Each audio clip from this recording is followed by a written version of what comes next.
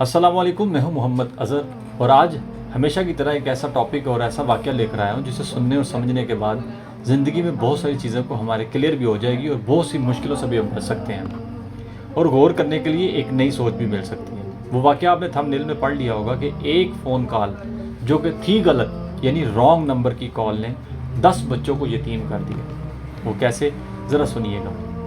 एक दफ़ा यूँ हुआ कि ये बड़ा पक्का सच्चा वाक़या है, सुनाने वाला भी उसका शोहर है। तो ये इसी तरह मैं आपको जो सुना रहा हूँ तो मैंने उसकी शोहर की ज़ुबानी सुना है।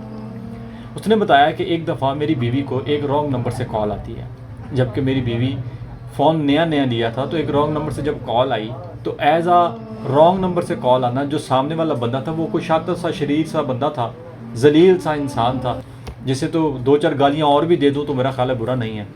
उसने जब देखा कि फ़ोन उठाने वाली एक ख़तून है तो उसने उसको मस्का लगाना शुरू कर दिया। पहले फ़ोन पे उसने फ़ोन उठाया और बंद कर दिया रॉन्ग नंबर कहकर। लेकिन वो जो लड़का था जिसने ये कॉल की थी उसने उसके जान नहीं छोड़ी। उसने हर रोज़ मैसेज करना शुरू कर दिए, बात तो सुनो, तुम्हारी आवाज़ अच्छी है, ये सब बातें उसने की। तो ये सब बातें करने की, क्योंकि लड़का जो पकड़ा गया था उसकी ज़ुबानी ये सब बातें पता चली हैं। फिर क्या हुआ, उसने ये सारी बातें की कि जी आपकी आवाज़ अच्छी है, जब से आपकी आवाज़ सुनी है मैं तो गर्विदा हो गया हूँ, मैं रह नहीं सकता, मैं तो परेशान हो गया हूँ, ये हो गया वो हो गया। ये सब बातें जो की, उसके बाद कॉल बंद कर देता था या वो रोज़ाना की बुनियाद पर कॉल करना शुरू हो गया।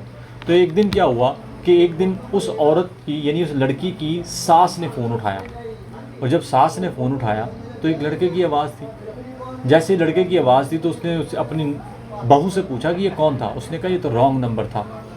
अब जो सास है, यकीनी तौर पर ये सास और बहू का एक रिश्ता ऐसा होता है कि इसमें पहले ही थोड़ा सा ना डामाडोल सा मामला होता है, बड़ी पेचीदगियाँ होती हैं, मर के खड़ा होता है किसी ना किसी जगह पे।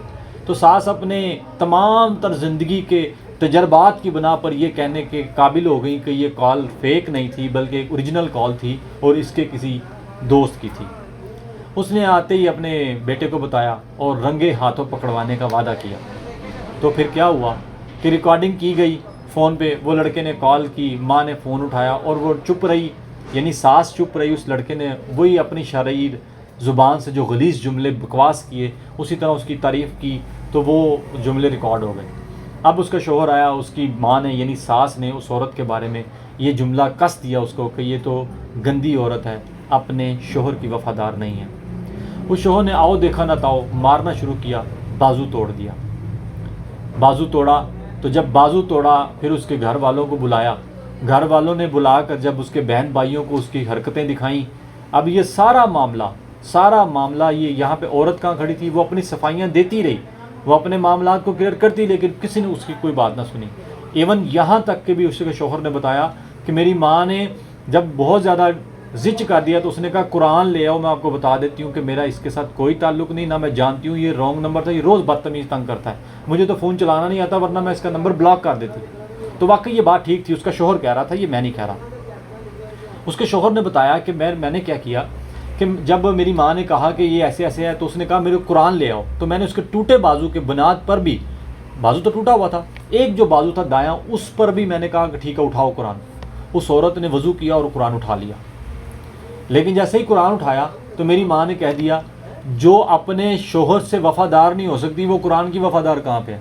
कहता मेरा दिमाग फिर ख़राब हो गया। मैंने कुरान साइड पे रखा, फिर दे थप्पड़ मारा उसके मुंह पर। इतनी देर में जब उसके वालिदैन आए, उसके भाई आए, तो मैंने उसके भाइयों को सबूत के साथ, क्योंकि रिकॉर्डिंग तो थी लेकिन ये सही थी ये गलत थी ये फैसला कौन करता। लेकिन उसके भाई भी गैरतमंदाना काम कर गए जनाब। उसने क्या किया, अपनी बहन को गोली मार दी। भाई ने अपनी बहन को गोली मार दी, बहन मर गई। 5 बच्चे थे बहन के, माँ की तरफ से यतीम हो गए। अब भाई को पुलिस पकड़ के ले गई और भाई की जो पुलिस को पकड़वाया गया वो दूसरे भाई ने केस किया था। अब उस भाई ने उस भाई को माफ़ करवा लेना था, लेकिन फिर वो लड़का पकड़ा गया जो कॉलिंग करता था। कॉल पे उसने सारी डिटेल बताई कि इस लड़की का तो मेरे साथ कोई ताल्लुक ही नहीं था। जब कॉल हिस्ट्री निकलवाई गई तो एक भी कॉल लड़की की तरफ से कभी नहीं आई थी, इवन मैसेज तक कभी नहीं गया था। लड़की सच साबित हुई, लड़की बिल्कुल बेगुनाह साबित हुई और वो मारी गई। भाई जेल में, वो भी अब अंदर। तो मसला कहाँ बना, अब जब भाई अंदर था तो उसको सजाए मौत तो होनी थी क्योंकि उसने कत्ल किया था, एज आ एक कानूनन कत्ल का बदला कत्ल था।